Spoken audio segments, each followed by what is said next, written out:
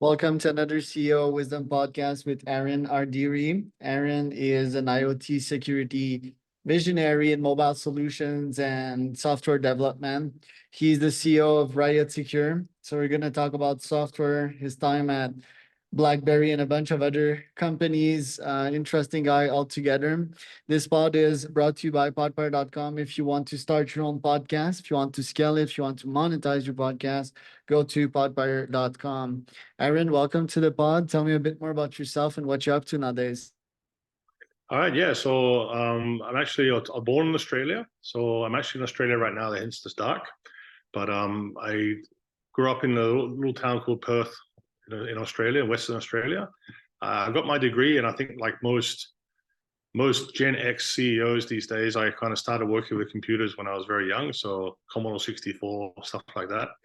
I went to university, didn't really learn anything because I already been playing with computers a lot.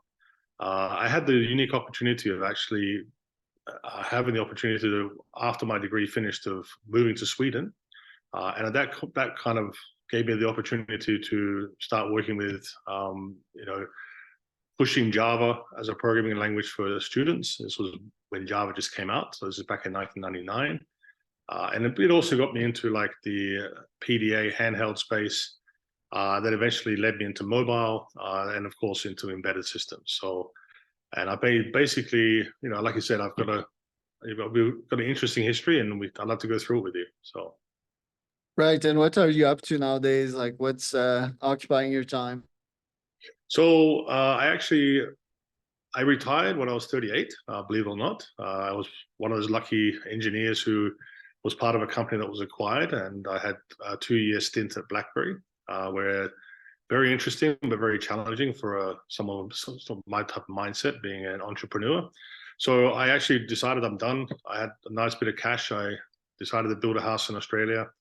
And probably about 3 years later, I got bored. So I actually had to go back to work. And that was 7 years ago. So I founded a company that basically I founded it purely out of passion and not a requirement to work, but actually to fulfill my time. So I started focusing on providing security solutions for an industry that was kind of booming at the time, but didn't really have any vision about how they wanted to deal with security and protecting users from hackers. So that's basically why I founded the company RIoT Secure. So apparently retiring is not the way. You need to occupy your time as you get bored of going at the beach and relaxing every day. Yeah, you can imagine I went from Sweden, which was, it's a lovely country, but going back to Perth, wake up in the morning, go to the beach, have scrambled eggs on toast at the beach, go for a swim, go for a couple of beers. After about 3 months, doing that every single day, you can get to. So basically, it's important if you're going to retire, especially that young, you got to have a plan of things to keep you busy. And drinking beer and surfing or body surfing at the beach is not always. It sounds like a perfect world, but after a while, it can get very boring, and you need to actually keep yourself motivated and occupied. So that's one of the reasons why I went back to work, not because I had to, just because I didn't need it for the money. I did it because I had to, from a mindset perspective. So Yeah, well, I guess your sharp brain was part of your identity, and when you just chill every day, that mind weapon is not as sharp as it used to be, and you were like, ah. And also, I think that human being it needs to add pain on itself for constant growth, and if we're not growing, if we're just chilling, we're sort of dying. exactly, and I think that's something you see when like a lot of my grandfather, when he actually did retire, you kind of see how the elderly deteriorate very quickly. So it's very important to keep yourself busy, especially if you are going to take an early retirement. So, I mean, the good news is well, I guess you could say it was like a midlife crisis moment. I bought a nice little fast car and enjoyed my time for a while. Then it's really just a calling to say I had to get back into it. And by all means, I don't regret coming back. So I'm having a lot of good time doing what I'm doing right now. And how was your time at BlackBerry and working for other companies as an entrepreneur? How did you handle that? Yeah, so I mean, prior to BlackBerry, I've kind of course, I worked for a university, which is it's a different type of company altogether. You get a lot of time and flexibility. but I got involved with a lot of startups, and the company that that was actually purchased by BlackBerry, or Research in Motion, was a startup. And I think the biggest challenge, and I actually did a keynote for Oracle on this, talking about the corporate life versus the startup life. And I guess one of the biggest challenges from being an entrepreneur going to a Fortune 500 company like BlackBerry is the fact that things don't operate as quickly as you'd like them to. I mean, in a startup, you can make decisions. If you get presented a challenge, you can make a decision on the same hour, basically. Whereas if you're in a larger company, typically there is a hierarchy of decision making that takes place. You end up doing 6 meetings for something that probably should just take a conversation at the water cooler, basically. So there's a lot of challenges with the mindset of actually, being an entrepreneur. You're very quick, you're very adaptive, and constantly changing to what's happening around you. Whereas when you get into a larger company, it's like you're just a cog in a very, very big chain, and it's like you just can't make the difference that you would normally like. But of course, you do make a difference. It's just a lot more of a struggle, a lot of repetition about what you're working on, a lot of useless meetings. But at the same time, larger companies need to do more communication and share knowledge. So it's a different mindset. I wouldn't say I prefer the Fortune 500 lifestyle. I definitely prefer the entrepreneur and the fast tracked, where things can happen and change very quickly. So. But it comes with its own disadvantages as well, of course. So Nowadays, you're mostly into consulting, right? well, RIoT Secure, we actually built a platform. So we provide a platform as a service. So we assist developers to solve security problems. As part of that, we do offer consulting services. So obviously, someone who comes to us with a problem, we may have a platform for them to use, but of course we have to teach them how to use our platform, or even give them guidance as to how they should approach the problems to start off with. So there is a bit of a consulting involved, but of course our main focus is about scalability, and scalability is not consulting. Consulting is a great medium to keep the company alive, but the key thing is to build a foundation that you can scale. Especially looking at a more of an OPEX, an operational expense model, where you can actually sit back and do very little and actually still get paid for things. So, I mean, that's definitely the way you should approach a company. But so you have to have a fine balance between consulting and providing services, of course. What's hot in IoT nowadays? I think the IoT. I mean, 10 years ago, IoT was just big because IoT was big. Everyone was saying, "Oh, every industry is going to have this, and we need to get everything connected to the internet." Then we had a lot of discussion about security, or the lack of security, and that still is a major concern for a lot of developers. There are yearly developer reports or surveys that go out that still mention security as number one. But I think the hottest thing right now that's happening with IoT, and that I've seen over the last 10 years, is the IoT started off being, let's connect the sensor to the internet, and the sensor just reported data. And what we're seeing these days is that we're seeing, instead of sending data up to the cloud and having the cloud do all the decisions, we're seeing a lot of migration, where we're seeing a lot more activity happening on the devices itself. So we want to see, we're seeing stuff like artificial intelligence, machine learning coming to the IoT devices on the edge, so that these devices can operate, on their own without any network connectivity, and make decisions. So that's probably the biggest topic that's happening right now within IoT, is how, another hot topic, machine learning and artificial intelligence, how those two things are like merging together to actually create more smarter IoT environments that are more responsive, and don't have the latency of having to deal with server communications. How is Nvidia gonna change the game chip wise? Well, I think the biggest thing with artificial intelligence is obviously the processing power required to do the math. I mean, the math behind AI is not that simple. So, I mean, you can imagine, computer graphics is quite a complex area to deal with, especially with a lot of matrix operations and so forth. And the way that the models work for artificial intelligence require the same type of logic. So that's why Nvidia is kind of booming. I mean, they are a graphics card provider, but they're seeing that their parallel processing, specifically when the graphics card is really booming.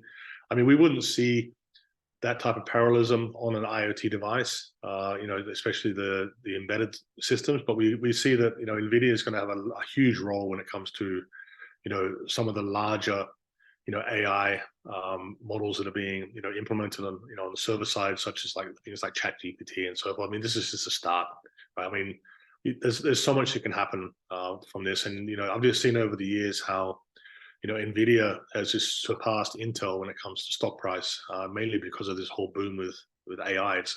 They're not succeeding because of 3D and graphics, but of course that's how they started. But definitely, as AI becomes more of a thing, and I think it's here to stay, regardless how many people want to protest it. We're going to see companies like Nvidia or anyone investing in that type of technology just going to boom and succeed at this point. Right. And any other companies in the hardware field that is quite impressive to you? Would that be a Tesla, for example?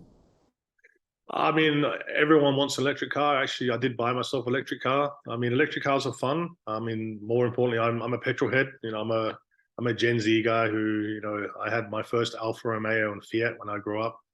I love those type of cars, and I still love a petrol car. But at the same time, you can't argue the power and the fact that you can get so much torque from nothing with electric. I mean, I'm a big fan of electric bikes, scooters. So a car was just a natural step. I mean, I'm seeing Tesla is a unique company. I think Elon is a very special guy, but I think a lot of other companies are, they're following their lead. We are seeing a lot of standardization with electric vehicles, which is really cool. I've always been a big fan of green tech. I've had solar panels on my roof since the day I built my house, and I think it's great. I mean, there's a lot. I mean, electric cars are cool. There's a lot of other cool things happening as well in this world. I think that AI and IoT is cool, but there's so much advancements happening, and it's just happening around us so quickly. It's very hard to keep track of it all the time. So. What about security? The other day I was using my credit card. I was like, yeah, someone can take a picture of that and yeah, quickly hack me. I mean, they need to get the other side of the card, but that's easy. It seems that the world is not built for scalable security. And I mean, if that's in banking, I can't even ponder in other fields like my identity and so forth. So how do you make sure to build secure IoT? Well, I think this is the whole thing. I mean, in the old days, like you said, with before someone wanted your money, they had to basically pick your pocket, right? Steal the money out of your pocket. I mean, these days you've got RFID skimmers or NFC card readers, and like the whole tap and go. I mean, a lot of things have been built for convenience, and they do have some level of security built for them. And I think the big challenge here is I think that there are. I mean, I've been thankful that being in Sweden, we actually have we do have a universal ID system there. And I know a lot of people panic about saying universal ID, oh, you have this one number represents everything. I mean, I think a lot of it's just a lot of fear and misunderstanding, or, it's fear and uncertainty and doubt, FUD, as they say. Whereas actually I've seen it work. I mean, I know a lot of people get hacked on Facebook where they use passwords and this like that. They don't think about two-factor authentication. I mean, that's one of the things I've seen right now. If I want to use my credit card, I mean, I can give you my CCV value and the credit card details. I can openly publish on the internet. But my bank in Sweden, for example, it requires that I verify who I am on my phone when I do any credit card purchase. So I mean, there's a lot of things that are in place that I think a lot of companies, a lot of countries, and even Australia is lacking. I mean, I know right now if I want to do a bank transfer on ANZ, for example, which is a bank in Australia, and it's for over $2,000, they say, "Can we send you an SMS?" I'm like, "Oh, yeah, sure." But I can take my credit card and use it anywhere I want, which is insane. Whereas in Sweden, if I want to use a credit card even for 10 cents or something, I have to verify who it is on my phone and verify that, yes, that's me making that transaction. So, I mean, there are protocols in place, but specifically talking about IoT, I mean, there are legislations coming out, like you have the EU Cybersecurity Regulations Act. There's also the one in the USA coming out, and there are technologies like you've got concepts such as root of trust, secure identities. Basically, you want to make sure that when you're going to talk to a device, that it is actually the device you're talking to, rather than someone masquerading as you. Like you said, if someone gets your credit card details and your CVV number, they can act like you. So I think the whole point of having two-factor authentication is kind of implied across the IoT security, where you have these concepts such as root of trust, secure elements, where there's no way that someone can copy or masquerade who you are, or even sit in the middle. So these are the approaches that kind of is. I mean, security is not something that's just being created because IoT was created. I mean, security's been around, already going back to the Romans, right? So, I mean, this is not a new topic, but I guess as technology advances, it's about making things easier and making things more available. And I've seen over the years, especially as the smartphones become, I remember back in the early 90s, no one had a smartphone, and now everyone has one, even kids. And it's about how to make this technology and how to make this security accessible and usable from the public. I mean, my wife is, not the youngest, but she's also finds it challenging to use a mobile phone and stuff. So, I mean, you have to make sure you can adapt to every person, from being a young person to even a pensioner, right? So that's the challenges with security. So. Right. What are your top goals for this year? Actually, my biggest goal is that as I said, I founded the company in 2017, so it's been 7 years. COVID was a good thing for us, but also a bad thing, because obviously it stunted growth. So, but we're actually in a position where we've built a nice platform, so that right now we're actually seeking a Series A round. So our goals this year is actually to say, let's move this beautiful little startup that we've organically grown and solved problems from the ground up, to actually say, let's scale this and bring in investors and bring in the right resources so that we can enhance the elite team we already have, to basically make what we make available to everyone, rather than just a select few customers that we're actually working with. So that's one of my biggest goals for this year. Love it. And what kind of challenges are you expecting in the next couple of years in your industry? I mean, I think since we focus on security, I think the biggest factor we have is that security and IoT, since it's such a diverse area. I mean, it covers almost every industry, from automotive through to aviation through to farming. I mean, getting consistency and standardization is going to be the biggest challenge. So, I mean, we may be able to solve problems for one sector, and I think one of the biggest challenges why there is no standardization for IoT security is that how do you get all these different segments of the industry to actually agree with each other? Like vehicles have a certain set of requirements and policies they need to adhere to, but is it the same policies and requirements for farming, or for medical equipment, or for smart metering or smart cities?